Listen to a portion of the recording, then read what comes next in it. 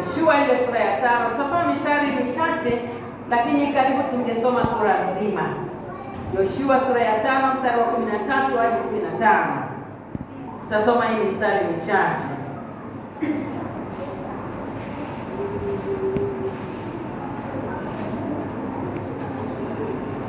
Ikawa hapo Yoshua alipokuwa karibu na mji wa Yeriko, akavua macho yake au akainua macho yake na kuangalia, na tazama, mtu mume akasimama kumkabili mbele yake, naye alikuwa na upanga wazi mkononi mwake. Yoshua akamwendea na kumwambia, je, wewe huu upande wetu au upande wa adui zetu? Akasema, la, lakini nimekuja sasa. Ndio mtu alijibu, lakini nimekuja sasa ili amiri wa jeshi la Bwana. Yoshua akapomoka. Huyu mtu alijitambulisha, akasema, nimekuja sasa, amiri wa jeshi la Bwana. Yoshua akapomoka, au akasema akaanguka kiuso hata chini, naye akasujudu, akamuuliza, Bwana wangu aniambia nini mimi mtumishi wake? Ukitafakari vizuri hii statement au msemo, anasema aniambia nini mimi mtumishi wake.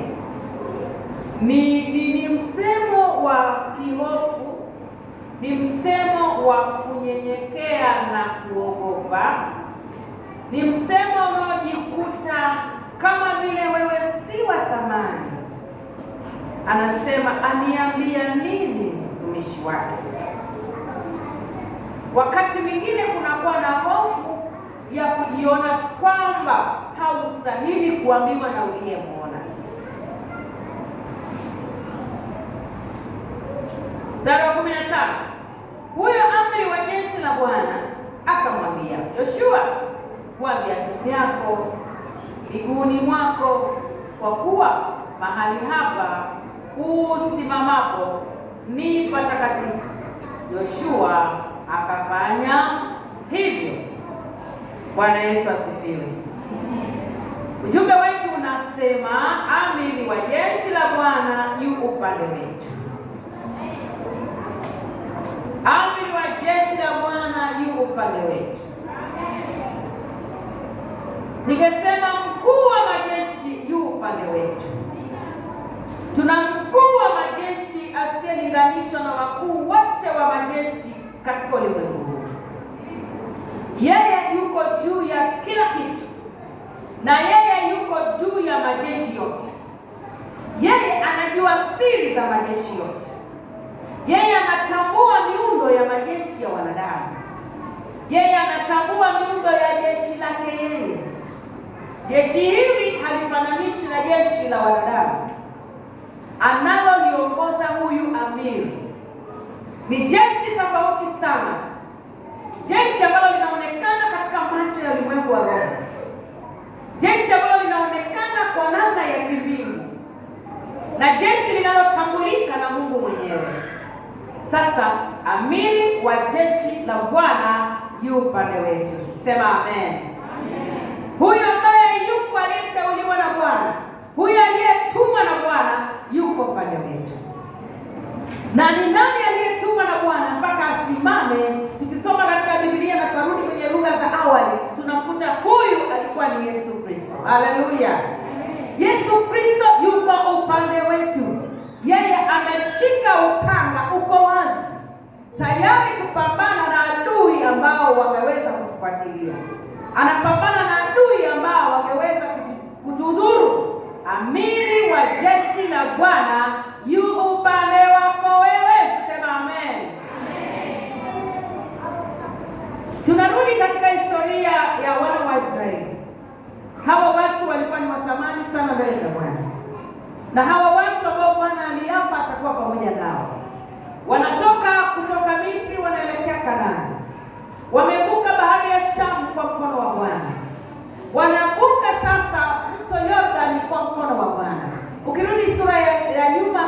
sura ya 3 na sura ya 4 inaeleza kwamba jinsi gani walivuka Yordani.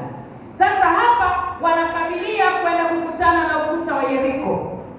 Wako hapa katikati, wamevuka mto Yordani ambao ulikuwa ni mkubwa na ni ngumu sana, mto mpana, mto mrefu kwenda chini, mto unaotoa maji kutoka chini kwenda juu, mto ambao umejaa umetapakaa wakati wa masika kilomita kadhaa, ambapo unauona kama umetulia, lakini kumbe ndani unaendelea, na ukidumbukiza miguu yako unaondoka. Wanasema ni mto ambao na ndani kuna mito. Bwana Yesu asifiwe. Sasa hao watu Mungu aliwavusha na maji yalisimama chukuu, wakapita, na walipopita walimtukuza Mungu, lakini bado hawajafika Kanaani. Bado safari yao ilikuwa ni ndefu. Wakaondoka wakaambia kuna mji mkubwa wanatakiwa wapite, na huo mji ndio njia yao ya kupita kwenda Kanaani. Lakini ule mji umezungukwa na ukuta mpana sana, ukuta uliojengwa kwa mawe na unalindwa kwa taa za kisasa zenye kuangalia adui aliyeko mbali. Sasa hawa watu wamefika pale. Ukisoma kuanzia ile mstari wa kuanzia wa kwanza ile sura ya 5, unapata sasa ule mwitikio wa wale watu wa Yeriko. Wale wazee wa Yeriko walisikia Israeli wako wameseto au wamepiga kambi nje, wanahitaji kupita, na watapitaje? Biblia inasema wale wazee wanasema mioyo yao iliyeyuka waliposikia tu zile taarifa. Mioyo yao iliyeyuka, wakasema kana kwamba hakuna roho ndani. Nilipokuwa nasoma nikatafakari, kana kwamba hakuna nini? Roho ndani. Moyo unayeyuka. Sio kama ile hali unaweza umewahi kuisikia. Kuna jambo umesikia, taarifa imekuja mpaka ukajiona unanyong'onyea, kana kwamba uhai unapungua au pressure inashuka. Wanasema kwa lugha ya daktari inashuka. Wale watu wakanyong'onyea kwa sababu wanawajua Israeli ni kina nani, wanawajua hao watu ni watu gani, na wanajua kabisa hao ni watu wa Mungu. Binadamu ni ngumu sana namna gani ya kuendo ili uweze kwenda na mapenzi ya Mungu. Bwana Yesu asifiwe. Wanadamu, huu binadamu tulionao, nilikuwa natafakari sana, nimewaza mambo mengi sana. Namna gani mtu anaweza kumjua Mungu alafu akaendana naye? Hawa watu ambao wanawajua Israeli. Unajua, inaendelea kusoma na kuangalia ile Mashariki ya Kati jinsi ilivyo, na namna gani Mungu alikuwa anashughulika na hilo taifa, na ni watu gani ambao walitolewa, wakatengwa, si taifa la Mungu tena. Haya ndio mataifa ambayo yanakabiliana na hili taifa la Mungu. Bwana Yesu asifiwe. Bwana asifiwe. Watu walikuwa ni watu wa Mungu, lakini walichomolewa kabila fulani. Let's say hapa Tanzania wachomolewe tu, labda Mungu amependezwa anasema Wachaga ndio wawe taifa langu. Sasa makabila mengine yote ambayo yote ni wa Tanzania, lakini Mungu hakutaka kuwachagua. Zao ndio wanakingana. Na hao waliokuwa mji wa Yeriko ni wanadamu. Na ukiangalia ukitrace mpaka mwisho unakutana ni wale watoto wanatokana na Adamu. Sasa wakashituka. Ninaposema binadamu unasumbua, wanaujua ukweli kwamba hawa watu wana Mungu wa kweli. Hawa watu wanatisha. Mungu wao ni Mungu anayejibu si milimani wala si bondeni, kote huwa anajibu. Na hao wanalindwa na Mungu wao, na hao wanaongozwa na Mungu wao. Na hata ukiangalia ruti ya kutoka kule Misri, walikuwa wanaongozwa na wingu. Mchana linakuwa wingu linazuia jua, lakini usiku kuna nguzo ya moto inayotoa nuru. Je, mataifa hayakujua hilo? Wengine ambao si Wayahudi hawakujua hilo? Profesa, tupe utafiti. Hawakujua? Si walijua? Si walisikia habari zao? Na Misri si ndio waliwaona? Na walipopasua bahari, Wamisri wakaenda wakafia pale. Lakini bado moyo wa wanadamu ulikuwa mgumu, hawawezi kusema moja tukafuate hawa watu. Pengine hawa ndio wana Mungu wao. Ajabu ndio hiyo. Na ndio maana tunasema ukichaguliwa na Mungu, ujue kwamba wewe, yaani unatakiwa kuheshimu sana nafasi uliyonayo. Bwana Yesu asifiwe. Na ndio maana hata sisi hapa tulipo, watu wanatuona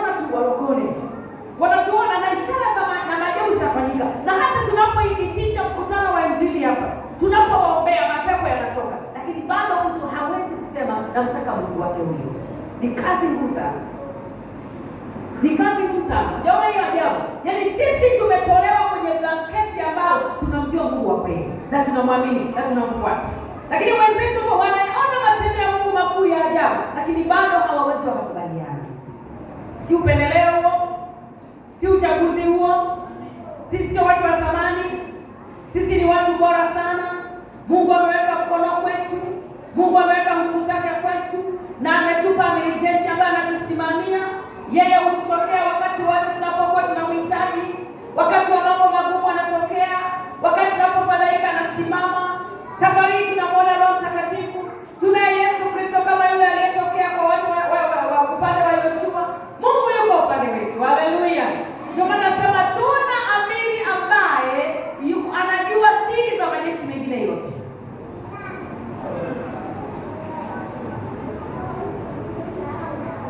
Wana wa Israeli wakaondoka, wanakabili wapi? Wanakabili kwenda Yeriko. Sasa tunaweza tukajifunza mambo kadhaa hapa kwa wenzetu. Kuna mambo kadhaa ambayo walifanya. Jambo la kwanza, Mungu alimpa uhakika. Mungu alimpa Yoshua uhakika wa kwamba atakuwa pamoja naye. Alimhakikishia. Na ukitaka uhakika huu unakuta sura ya kwanza ule mstari wa 9. Mstari wa 9 anasema nitakuwa pamoja na wewe popote uendapo. Chukua watu wangu. Alimhakikishia. Mungu alimhakikishia Yoshua, unachukua watu hao, nitakuwa pamoja na wewe. Ilikuwa ni uhakika mkubwa sana. Na akamwambia mtumishi wangu Musa, wewe ndio utachukua watu hao na wapeleke Kanaani na uwafikishe salama. Lakini akampa masharti. Akamwambia ukitaka ufike salama na hao watu, angalia sheria nilizokupa. Anasema kitabu hiki cha Torati kisiondoke kinywani mwako. Yatafakari maneno haya usiku na mchana. Kuna kuwa na masharti ukipewa kazi. Na Joshua amepewa hili sharti kwamba kitabu cha Torati kisiondoke kinywani mwake. Hata sisi kwa siku za leo tumemwamini Yesu na kumfuata, lakini yako masharti ambayo Mungu ametupa. Sharti letu kwamba wokovu usitende dhambi tena. Haleluya. Haleluya. Wokovu wetu kwamba ukishaamini usirudi tena wapi? Kwenye dhambi tena. Sharti la wokovu wetu, ukiamini kwa kinywa kwa moyoni mwako na kumkiri Yesu kwa kinywa chako, utaokoka. Na anasema Baba, Mwana na Roho Mtakatifu watakaa ndani ya huyo mtu. Hayo ni masharti. Sasa Joshua akaambiwa, neno hili ninalokupa, nenda nalo ili wapeleke hao watu, na utakapoondoka nalo utafanikiwa sana. Bwana Yesu asifiwe. Jambo la pili, Joshua akaanza kuipeleleza nchi ya Yeriko. Ikoje? Watapitaje? Na kuelewa ili waweze kuelekea Kanaani. Wakafika ili aipeleleze, aangalie tutapitaje. Na ukirudi kwa wasomi zaidi, kuta zilikuwa kubwa sana. Ukuta wa kuzuia nchi. Wao unafikiri ulikuwa ni kama wakati hata upana wa madhabahu hapa kote ni mdogo. Ilikuwa ni ukuta kweli ambapo anamwambia magari ya farasi yalikuwa yanaweza kupita juu. Magari ya farasi tunayajua. Tungeweza kuchukulia mfano wa hizi toyo. Magari ya farasi yalikuwa yanavutwa na farasi. Ni kama zile toyo. Haya, upana wa toyo 6 ndio ukuta unaozunguka nchi. Na unakuwa na taa zenye mnara ambapo kuna kajumba cha walinzi wanaangalia adui anatoka wapi. Ni adui gani atasubutu kukwea huo ukuta? Utapandaje? Na yalikuwa anaenda juu kuzingira nchi. Alafu wanakuwa wanatoboa, wanaweka madirisha kwenye mitaa. Yale madirisha mnatolea taka. Taka hazitakiwi humu ndani. Kwa unamwaga huko nje ya ukuta, zinamwaga kule. Ndio maana mtu wakati ule mtu akipata ukoma anatolewa nje ya ukuta. Alafu anaenda kukaa kwenye dirisha lile. Anapokaa kwenye ile dirisha la kumwagia taka ndio wanaokota masalio wanaishi. Wale wakoma watano wale tunawakumbuka wale wakoma watano walikuwa nje ya mji na walikuwa wanakula masalio ya chakula cha mji. Ndio wakasema, jamani, tuangalie huko kwa Washami, hata tukibaki hapa tunakufa. Na wakati ule hakuna chakula, Elia amefunga mbingu, hakuna chochote, hakuna cha mkate, tukibaki hapa tuafa, bora tukienda huko nako tupe huko. Akaondoka. Lakini ilikuwa jibu la Bwana kwa ajili ya Israeli. Bwana Yesu asifiwe. Umeona sasa ule ukuta ulivyokuwa mkubwa na ni mgumu.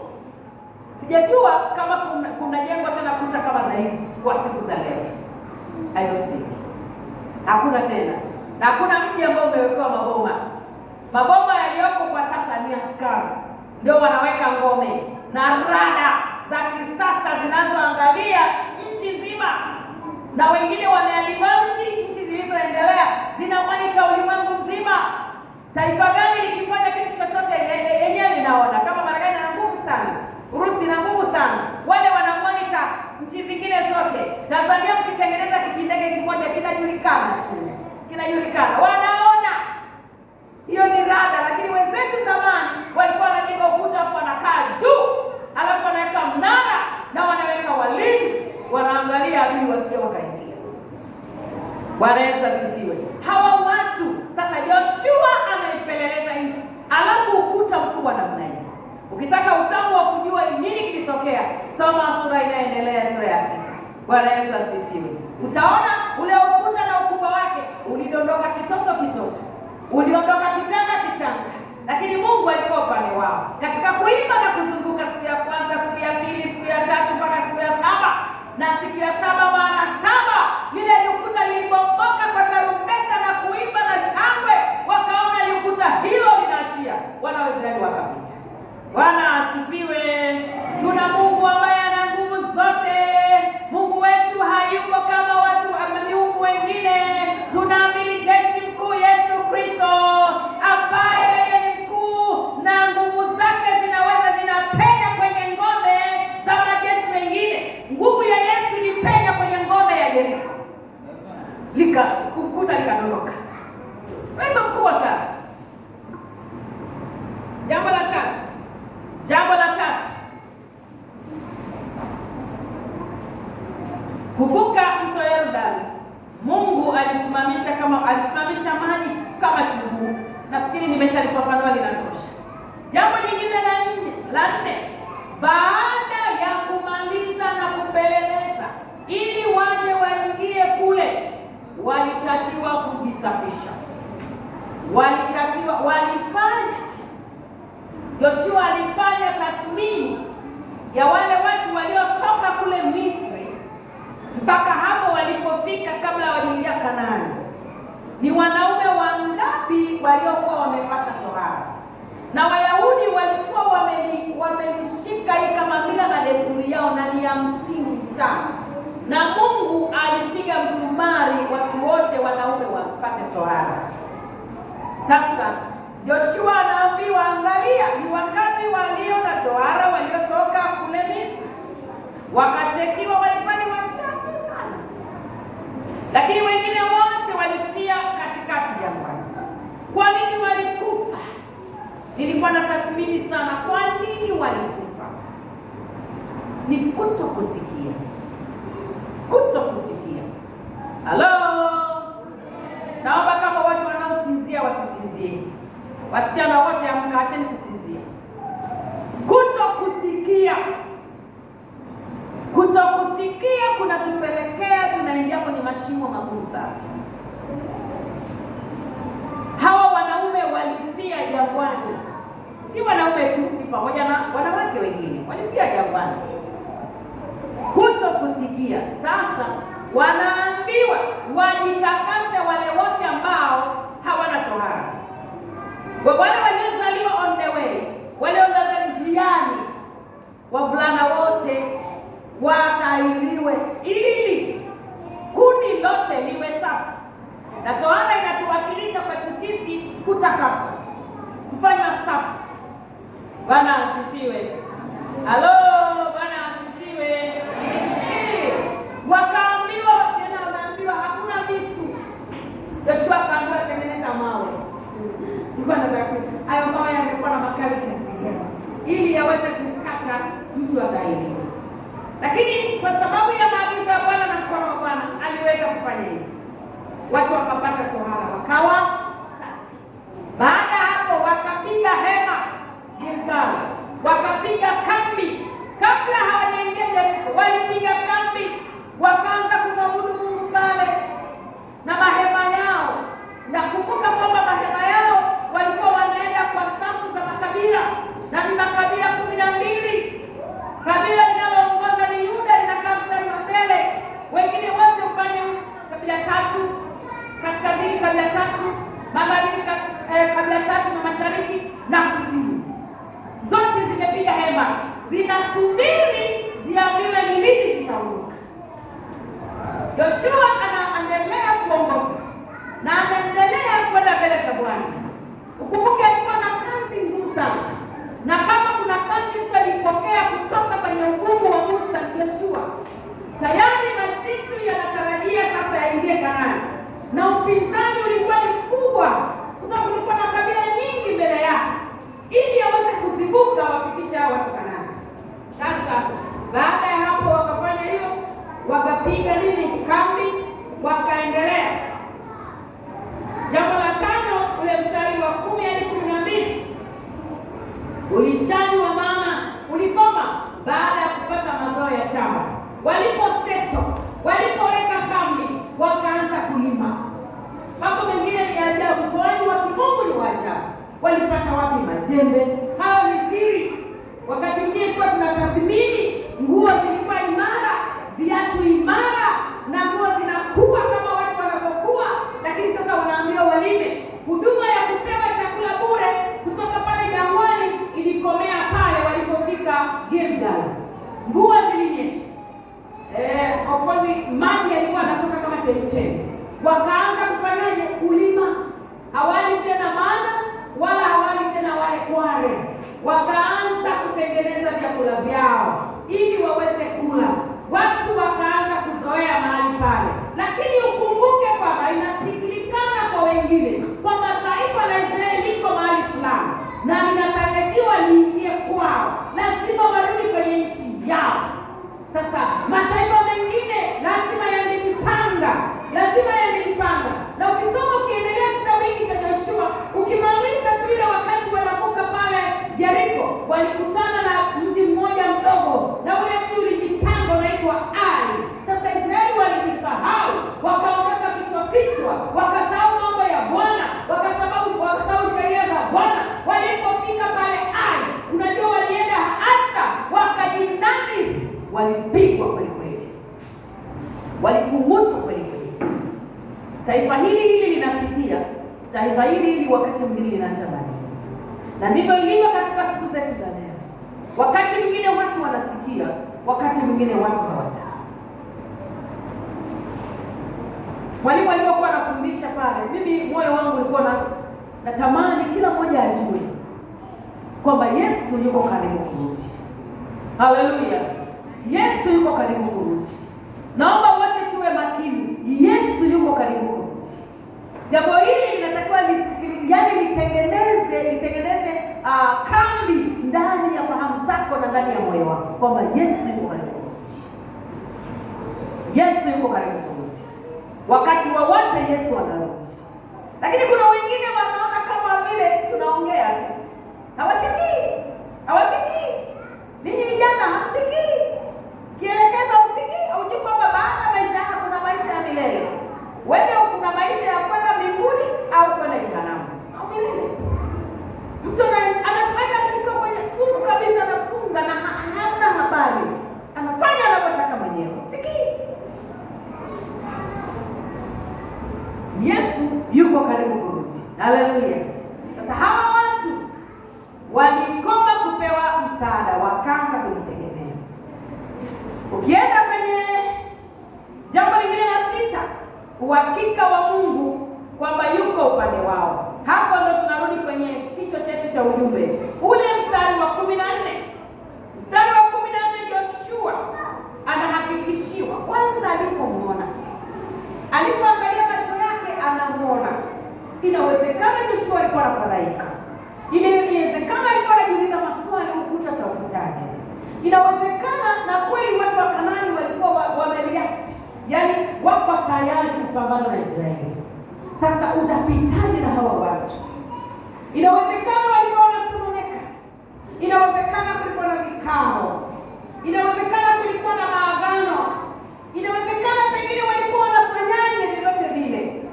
Lakini tu asubuhi jamaa anaamka, anaona mtu yuko mbele. Akawa na mashaka. Huyu mtu mbona ni mwingine? Ni mweupe. Sio kama wa kwetu sisi hapa. Akamsogelea. Akamwambia, bwana, wewe uko upande wetu kweli? Wewe uko upande wetu? Yule jamaa akasema, nimekuja sasa. Mimi ni amiri jeshi wa Bwana. Haleluya. Nimekuja sasa. Nimekuja. Inawezekana Joshua alikuwa anaomba pamoja na makuhani wengine. Anakitangaza, nimekuja sasa. Mimi ni amiri jeshi mkuu. Joshua alipoona hivi, akaanguka chini, akasujudu uso kwa uso, akaabudu, akasema, Bwana, huyu mtu ananiambia nini mtumishi mimi? Akanyenyekea na kulala chini. Hata ingekuwa ni wewe akatokea hata malaika wa kawaida, lazima unafadhaika. Nini kipo mbele yangu? Huyu mtu ana ujumbe gani? Huyu anataka aseme nini? Naye Joshua, wakati unaomba msaada ili upite Yeriko, upitilize uende Kanaani, alishasahau jambo hilo. Anasema, sijui ananiambia nini. Sijui nimekosea wapi. Sijui tunarudishwa tena utumwani Misri au tutaambiwa tufanye nini? Akafadhaika. Lakini jamaa akamwambia, nimekuja sasa. Mimi ni amiri jeshi mkuu. Haleluya. Na mimi nakwambia asubuhi ya leo, inawezekana kuna jambo linakutaabisha, kuna jambo ambalo unasikitika na sononeka nalo, lakini Yesu kama amiri jeshi mkuu yuko upande wetu. Amen. Yesu yuko upande wetu. Haijalishi tunapandisha mlima kwa namna gani, haijalishi unatoa machozi kiasi gani, haijalishi uko katika kipindi kigumu namna gani, bado Yesu hajabadilika. Yeye aliyewatokea wana wa Israeli yuko pamoja na sisi, yuko upande wetu. Anasema, Bwana akiwa upande wetu, ni nani aliye juu yetu? Mtume Paulo anahakikisha, anatuambia katika kile kitabu cha Warumi, Bwana akiwa upande wetu, ni nani aliye juu yetu? Hakuna ambaye anaweza kuwa juu yetu, kwa sababu aliye juu yetu ni amiri jeshi mkuu. Ameangalia majeshi yote, na yeye ana majeshi mengi makubwa, lakini jeshi kubwa ambalo analithamini ni mwanadamu aliyekomboa kwa damu yake ya thamani. Haleluya. Yesu ana jeshi kubwa. Upepo ni jeshi la Bwana. Upepo ni jeshi la Bwana. Unajua, akitaka kulitumia linakusanya, haijalishi mti, haijalishi siki ng'ombe, siki kitu gani, huwa linakusanya alafu linakita. Unajua vipunga? Ni jeshi la Bwana hilo. Mfanya vyombo anaweza kutumia jeshi la Bwana. Ukifanya vyombo anaweza kutumia maji. Na maji ni power. Maji. Kuna clip moja walikuwa wanaonyesha kitu gani ambacho kina nguvu zaidi. Kitu gani kina nguvu zaidi? Maji akauliza, moto akauliza, sema mimi nina nguvu, lakini maji yakija mimi siwezi kufanya chochote. Ananizima. Maji anashinda. Upepo akauliza, anasema upepo ndio, lakini maji ni power. Maana lenyewe linakusanya kila kitu. Haleluya. Hiyo ni jeshi la Bwana. Bwana ana majeshi mengi. Bwana anaweza kutumia kwa Farao alitumia nini? Alitumia mchanga, ukageuka kuwa chawa. Akageuka maji. Alitumia vitu vingi, inzi, chura, yote ni majeshi ya Bwana. Lakini nikwambie mtu wa thamani, jeshi lilo bora kuliko majeshi yote ni mwamini aliyeokoka. Haleluya. Haleluya. Wewe ni bora kuliko majeshi mengine, na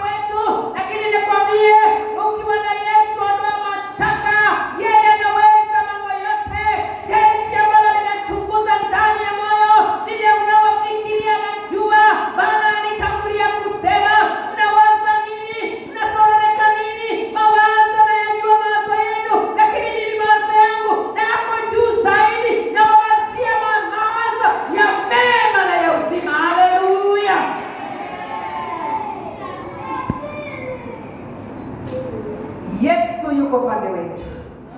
Yeye ni amiri jeshi mkuu. Tunajifunza mambo machache kupitia wenzetu. Yako mambo machache. Joshua alifunuliwa macho akamwona Yesu. Ule mstari wa 13.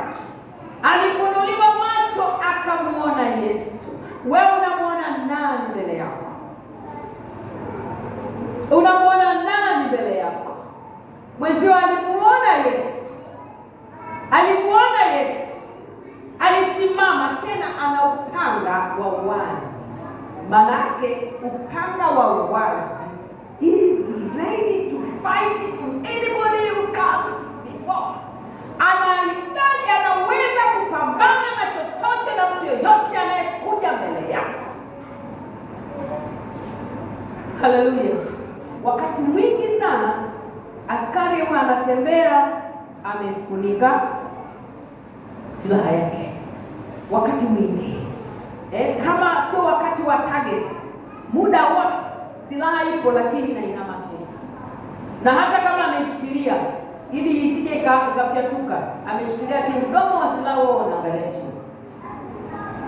Na hata ni silaha za kienyeji mara nyingi zinakuwa kwenye ala, kwenye fuko. Hata wenzetu wa Arusha wale Masai wanatembea kabisa, lakini vina ndani ya nini? Fuko. Lakini tofauti na Yesu, upanga wake ulikuwa wazi, silaha yake ilikuwa wazi. Tunakutana na vitu vingi sana. Biblia inathibitisha kwamba macho ya Bwana huangalia wachana. Biblia inathibitisha kwamba yeye halali wala asinzi. Biblia inathibitisha kwamba yeye anashindana kwa ajili yetu. Na Biblia inasema kwamba vita sio vya kwetu, ni vya Bwana. Na ndio maana silaha yake haifuniki na jambo lolote. Haleluya. Nguvu zake hazipigwi na jambo lolote. Nguvu za Yesu haziwekwi mfukoni. Wala uwezo wa Bwana haufichiki. Uwezo wa Bwana uko wazi kwa wale wote ambao wanamtumaini. Uko tayari. Yeye yuko tayari kushughulika na mambo yetu kwa sababu yuko wazi kwa ajili yetu. Haleluya. Haleluya. Mimi nataka uondoe mashaka. Ondoa mashaka. Upanga wa Bwana uko tayari kupambana na wewe. Sio hivyo tu. Bwana wafunua, Bwana ujifunua kwetu. Tunapoona giza, tunapoona ngumu, Bwana hujulikana kwetu. Tuseme nini juu ya mambo haya? Tuseme nini kama Bwana yuko pande wetu? Nani atawashtaki wateule wa Bwana? Mstari wa 33 katika kile kitabu cha Warumi sura ya 8. Nani atawashtaki wateule wa Bwana? Nani atashtaki jeshi la Bwana? Tunashtakiwa na nani? Tunashtakiwa na serikali? Tunashtakiwa na malaika? Tunashtakiwa na wanyama? Hakuna ambaye anaweza akatushtaki Bwana akiwa pande wetu. Amini jeshi anapokuwa kwetu tuko salama. Na kuhakikisha kwamba tuko salama. Amen. Kristo anatoa ushuhuda, anasema kaka yangu uko salama. Amini jeshi amepambana. Kwa maombi yako Bwana amepambana. Ndio maana anakuwa salama. Habari njema ni kwamba amjue yule aliyempigania. Haleluya. Amtambue yule askari aliyepangua vita vyote na kukatakata yale yote yaliyotumwa na wale watesi wake, ameyakata kwa upanga wake. Kwa hiyo yuko salama. Haleluya. Ni nani atakayetutenga na upendo wa amiri jeshi wetu? Yeye anatupenda sana. Mstari ule wa 35 katika ile kitabu cha Warumi. Nani atatutenga na upendo wake? Amiri jeshi anatupenda. Na ndio maana anapambana kwa ajili yetu. Yesu anatupenda. Mimi niwaambie Yesu anatupenda. Ndio maana anajiandaa kuja kutuchukua. Upendo wake ni wa ajabu sana kwetu. Anatupenda watu wa namna zote. Anapenda maskini kwa matajiri. Yeye anawapambania watu wote. Na ameweka viti kwa ajili yetu. Kwa hiyo hakuna ambaye anaweza kututenganisha. Ukisimama vizuri, huwezi kutenganishwa. Usimame na amiri jeshi, kaa pembeni yake. Kaa pembeni yake. Tembea naye. Wacha kushike mkono. Hakuna ambaye anaweza kukutenga. Ujasiri wa Joshua kumuuliza amiri jeshi, je, uko upande wetu? Wakati mwingine Bwana anatutaka tumuulize. Bwana anataka tuwe na maana tunahitaji kumwambia. Hii ni Biblia. Yoshua alipomuuliza, na sisi tunahitaji kumuuliza Bwana. Tunahitaji kumwambia Bwana. Tunahitaji kusema naye. Hili linawakilisha tu kwamba Bwana upande wetu, wewe ulioko upande wetu sio. Hii inawakilisha jumla yote ya mazungumzo tunaweza kuongea na Bwana. Katika mambo yote na mapito yote tunaruhusiwa kuongea na Bwana. Haleluya. Na yeye yuko mbele yetu. Yoshua hakuongea na mtu ambaye hakumuona. Aliongea na Bwana aliyemuona. Na sisi tumemwona Bwana katika ulimwengu wetu wa roho. Tumemuona alipotuokoa. Tunapaswa kumwambia. Tunapaswa kusema. Tunapaswa kuomba. Wakati nashindana kuleta tena ujumbe huu, nilikuwa na ujumbe mwingine unaohusu maombi. Nikasema kama kuna kipindi ambacho mwamini anahitaji kuomba zaidi, ni hicho kipindi. Bwana asifiwe. Mambo yote tunayapata kwa Bwana. Bwana asifiwe. Nisema swala la kuomba, yani watu huwa wanakwazika kwa hiyo. Lakini niko kwenye mafanikio yetu. Na adui amesimama pale kwenye mafanikio yetu. Hatuji kuomba kwa sababu adui anasimama anazuia mafanikio yetu. Nikwambia mafanikio yetu yanapatikana katika kumwomba Bwana. Ukitaka njia zako zinyooke, njoo kwenye maombi. Si lazima tu maombi tunaalikwa na kanisa. Huu mlango utakiwa kufungwa. Mlango huu utakiwa kufungwa. Mwingine anaingia asubuhi, mwingine anaingia mchana, mwingine anaingia usiku. Mwingine analala asubuhi anatoka, mwingine anaingia. Hapa tuna mambo mengi magumu, tuna mambo mengi tunalia, lakini tunaacha njia sahihi ya kukutana na Bwana. Tunaacha njia sahihi ya kukutana na Bwana. Tunakwepa. Tena ikitangaza maombi, mtu mwingine anaona kero. Jana tulikuwa kwenye tathmini ya makongamano ya umisheni. Mtu mmoja akasema, kwa nini idara ya umisheni inaingilia mambo yetu? Huyo mtu anajielewa. Kwa nini kongamano la umisheni limeingizwa hapa? Anapinga. Anajielewa? Watu wa Mungu kweli anajielewa? Hajielewi. Hajui kwamba bila umisheni asingeokoka. Kwa hiyo alipoona ameokoka, anaona swala la umisheni analikushi mbali. Yesu ni mishonari wa kwanza aliyetuletea sisi wokovu. Akafa kwa ajili yetu. Leo tutakataje kazi yake? Tutapuuzaje kazi yake? Bila umisheni sisi tusingekuwa. Mtu mwingine yeye anaona kama ni kero fulani ile, lakini pale ambapo anaona kero, hapo ndipo kitovu cha maisha yako. Kama unaona linakukera, hapo ndipo kwenye majibu yako. Na hata katika maisha yetu ya Kikristo, unapoona maombi ni mzigo, hapo ndipo unatakiwa utoboe upate nini? Mwelekeo wa maisha yako. Lakini tunaona kama ni jambo baya, ni jambo ngumu sana la kufanya. Nikwambia Biblia imekaa pale. Yesu yuko tayari kusema na kila mmoja wetu. Pazia ile lililokuwa linazuia tusimfikie Mungu, alishalitana mwenyewe. Nilipaswa nasema kila atakayemwendea aende moja kwa moja bila kuwakilishwa na mtu. Kwa kila mshirika anatakiwa aseme na Mungu wake. Joshua alimuona Mungu. Je, wewe unataka umuone nani? Unataka umuone mchungaji mkuu akiwepo madhabahuni ndio unakaza mwendo? Hapana. Unatakiwa umuone Bwana. Wewe ni mtu wa Bwana. Amiri jeshi yuko anasimama na tusubiri aseme na sisi. Alishakuja. Anataka wale watu wenye mahitaji. Anataka wale wenye kusononeka. Anataka aongee nao na ana majibu ya uhakika. Haleluya. Naomba nimalize. Unyenyekevu baada ya kujua huyu ni Yesu. Joshua alinyenyekea. Biblia inasema katika kile kitabu cha Petro wa kwanza sura ya 5 mstari wa 6, anasema nyenyekeeni chini ya mkono wa Bwana ulio hodari. Anasema tunaponyenyekea chini ya mkono wa Bwana ulio hodari. Yeye alianguka chini, unajua. Alisujudu. Tunahitaji kunyenyekesha mbele za Bwana. Usiwe na moyo mgumu. Unapoambiwa jambo unapoelekezwa, usiwe na moyo mgumu. Nyenyekea. Yesu anataka wanyenyekevu. Yesu anataka kulala chini. Yesu anataka tuanguke chini. Anaongea anataka watu wasujudu. Hiyo ndio sifa yake na ndivyo alivyo. Anasema mnaponyenyekea mtisheni panga zenu. Yeyote yule ambaye anaenda kwa mtu kutaka kitu, si lazima uende kwa adabu na heshima. si lazima utasalimia, si lazima utajieleza vizuri. Ndivyo anapotaka Yesu. Anataka tukajieleze vizuri, anataka tukaseme vizuri, alafu kisha atatufungulia. Na hata ukijieleza vizuri anajua, kwa sababu yeye ana macho, anaona zaidi kuliko tunavyoona sisi. Anajua ndani ya kilindi cha moyo wako. Mwanadamu anajaribu kumsoma mwanadamu. Hata mimi nilikuwa nafundisha na mwalimu namna gani ya kumsoma mtu. Sababu unapoingia mlangoni nikikuangalia najua huyu ana shida. Na hiyo yote hiyo ni rahisi tu. Lakini nifikia hatua ya kusoma na kama mahali ulipo itanusa. Kuna harufu ambayo najua hapa kuna mtu.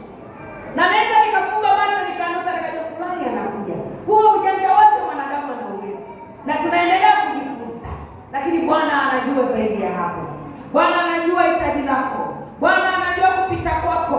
Anasema tunaponyenyekea, alafu huku tukimtwisha fadhaa zetu, huku tukimbebesha mambo yetu ambayo tunaona ni magumu. Amini, jeshi wa Bwana amesimama.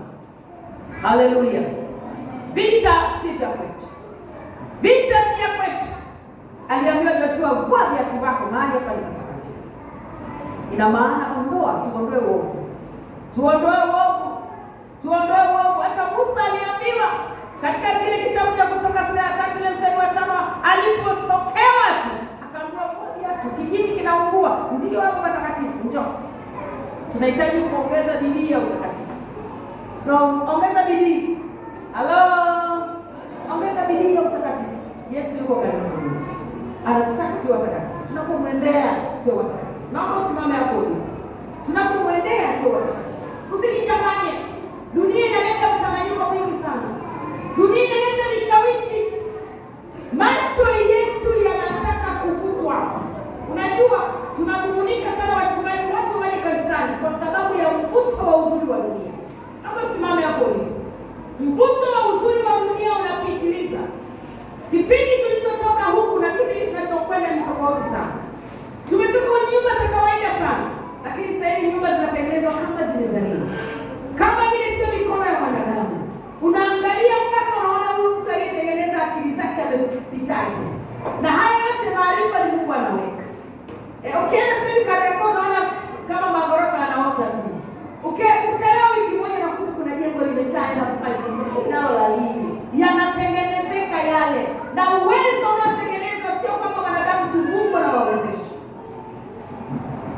Na hiyo yote ni mbinu ya kufanya aliye wa kweli atabaki wa kweli, na atakayekutwa na dunia avutwe na dunia. Kila kitu kinakaa vizuri. Magari yanakuja safi. Hata ukienda madukani nguo ziko safi. Ukiwaangalia watu yani unakuta watu wote wazuri. Hata ukienda chuoni unachanganyikiwa, watu ni wazuri, wasichana na wavulana wazuri. Mvuto wote wa kumtoa mwanadamu atoke mikononi mwa Mungu. Mungu anamtaka huyo mtu ambaye atasimama mpaka mwisho. Anataka mtu ambaye atamtumaini na kumwangalia yeye. Mvuto unakuja tu, kila kitu kizuri. Hata ukitaka kiatu, vyote vizuri na unashika kuchagua. Kwa unafikiri ujuzi umekuja hivi hivi. Ni kuvuta wapi unavutika. Wapi unavutika. Wakati natoka Songea kuelekea tukaenda Mbinga mpaka kule Nyasa, mwisho katika mpaka wa Tanzania na Malawi na Msumbiji. Ndugu yangu, naangalia dunia nasema Mungu katubariki sana. Mungu ametupa nchi nzuri sana. Lakini bahati mbaya watu hawamjui yeye. Watu wanashindwa kumjua yeye.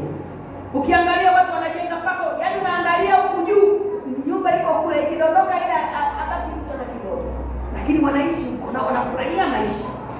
Mandhari ni nzuri ya kupendeza, misitu mizuri, mabonde ni mazuri sana. Mpaka tukashangaa wakati mwingine dereva anasimamisha gari na tokeni nje. Tunatoka nje tunafurahia. Kale ka upepo ni kazuri sana. Wanasema hapa ni peak. Kiasi kwamba yani bonde ukiangalia huko bondeni chini, sisi tuko juu, alafu nakuta na mawingu yanatupita yanafunika. Yote ni Tanzania. Nzuri sana. Nzuri sana. Lakini je, uko tayari kumsubiri Yesu? Tutavutwa na hiyo vitu? Hapana. Tunahitaji kusimama tumsubiri Yesu anarudi. Wenzetu walivumilia, wenzetu walipita. Na mimi nataka nikuulize maswali kama haya. Unamwona nani mbele yako?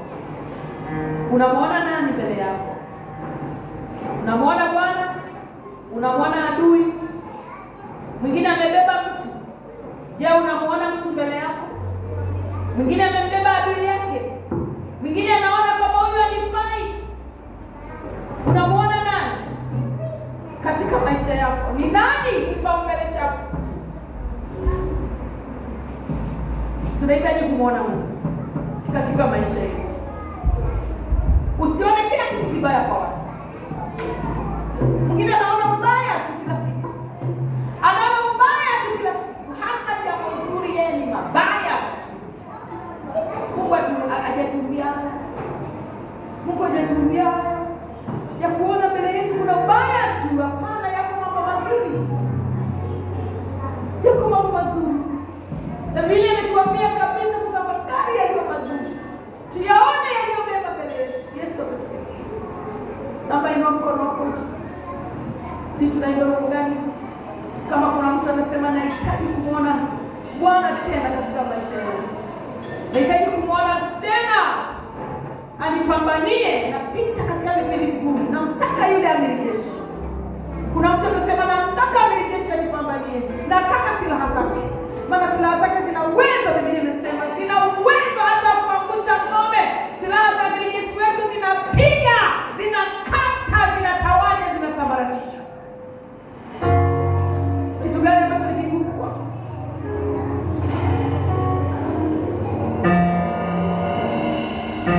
Tafakari.